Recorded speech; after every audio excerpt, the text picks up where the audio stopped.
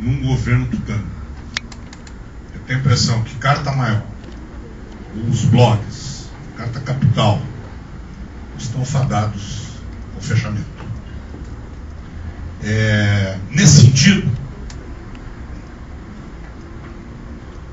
eu divido a questão da conferência, e vou defender isso na conferência, em duas partes. Eu acho que existem temas fundamentais, como o companheiro lá que levantou, a questão da propriedade concentrada, propriedade cruzada, monopólio dos recursos, não é? Que é um tema para uma discussão de longo prazo. Quer dizer, o Bernardo elenca como um dado positivo do presidente Lula o fato dele ter convocado a conferência.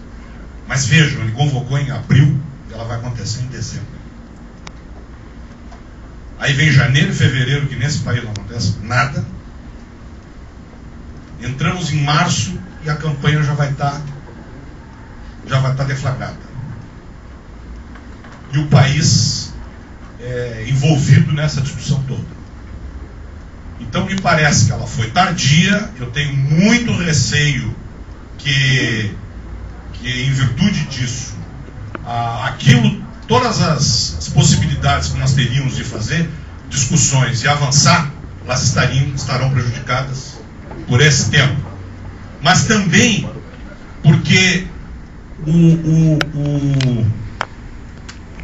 o setor empresarial, a parte mais importante, vamos dizer assim, o capital, o grosso do capital do setor empresarial das comunicações se afastaram da conferência. A Globo não está na conferência, vamos dizer assim. Tá? E o que ela espera que aconteça? Ela espera que as propostas sejam apresentadas e ela, por fora, vai bombardear. E vai fazer isso que o Vinícius disse. Vai delimitar o campo do debate e nós vamos ficar engolidos numa discussão que é necessária, que precisa ser feita, que é essa questão que ele levantou, tá? Que é essa questão que ele levantou. Mas isso pode nos levar para um gueto e nós ficarmos ali encurralados sem uma alternativa. Tá? Enquanto que,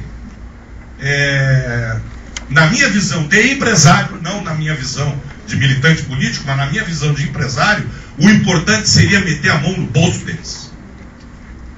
Para fortalecer o campo da mídia popular e progressista, não é? Para dar emprego para os estudantes de comunicação, que nesse país é um número absurdo,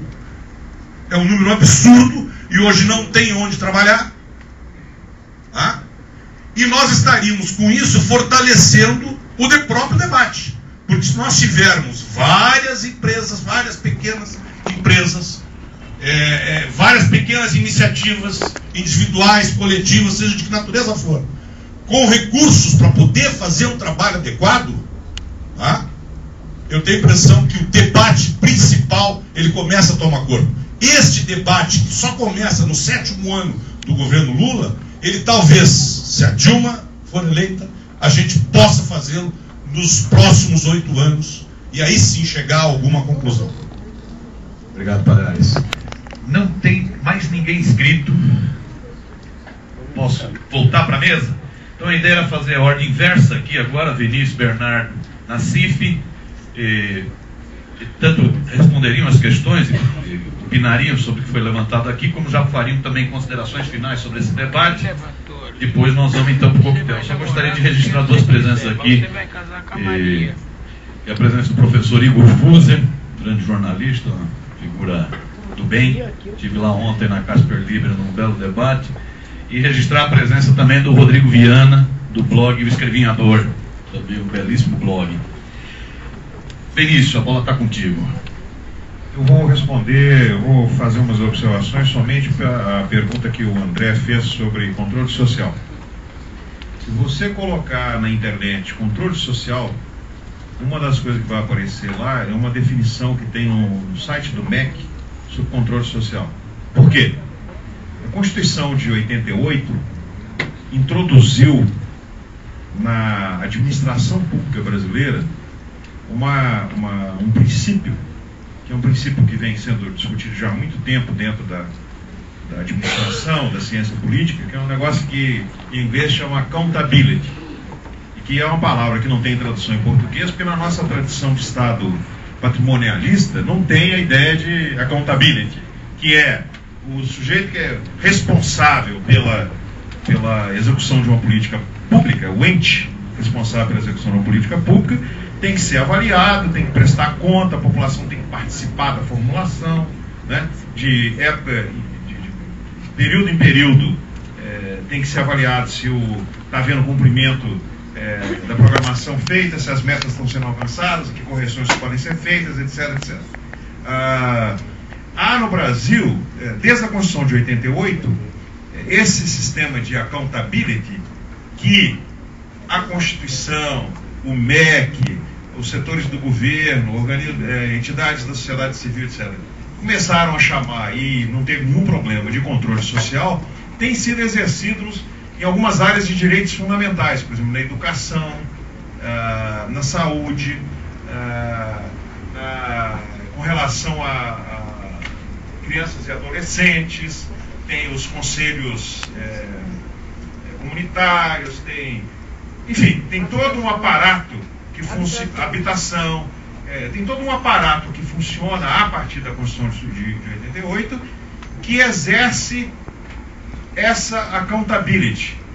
Há as experiências, por exemplo, de várias prefeituras que fizeram orçamento participativo, que é uma forma de participação, né, na gerência do orçamento, embora limitado, que eu conheço melhor que a de Porto Alegre, embora limitado, mas com alguma participação, e a população, setores organizados, eleitos, etc., etc., de tempos em tempos avaliam, exerce o controle social sobre as políticas públicas executadas naquela área. Pois bem, o que da minha forma, seria o mínimo, é que na área de comunicação, no que se refere à radiodifusão, que são concessões de um serviço público por tempo determinado, sob determinadas condições, pudesse também ser feita a tal da accountability que a Constituição de 88 incluiu como uma forma de descentralização administrativa e democratização da participação, já está em execução em vários setores, como por exemplo educação, saúde, habitação, é essa que é a ideia de controle social. Mas o que aconteceu? No debate brasileiro sobre as questões da mídia, controle social virou uma expressão satanizada que não pode ser usada porque imediatamente é identificada com censura, etc, etc, etc. Na verdade, a grande mídia, no caso brasileiro, ela não quer nem debater as questões que envolvem as concessões do serviço público de radiodifusão. Na verdade é isso. E o controle social foi demonizado. Essa é a minha opinião.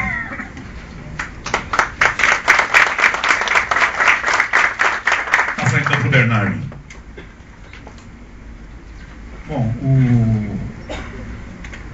eu levantei essas críticas, essas expressões, controle social e democratização da mídia, porque primeiro eu acho que elas refletem, na minha opinião, uma visão defeituosa do problema, na origem, uma fuga do verdadeiro problema, e é o problema da nossa própria incapacidade de criar comunicação, querer sempre culpar o outro, ela reflete um pouco isso. Então foi por isso que eu levantei. Agora, é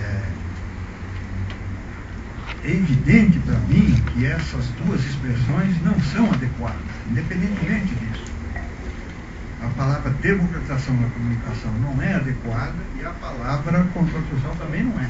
E eu vou agora explicar por que eu acho isso. Em primeiro lugar, a expressão democratização da comunicação, ela não permite o foco correto.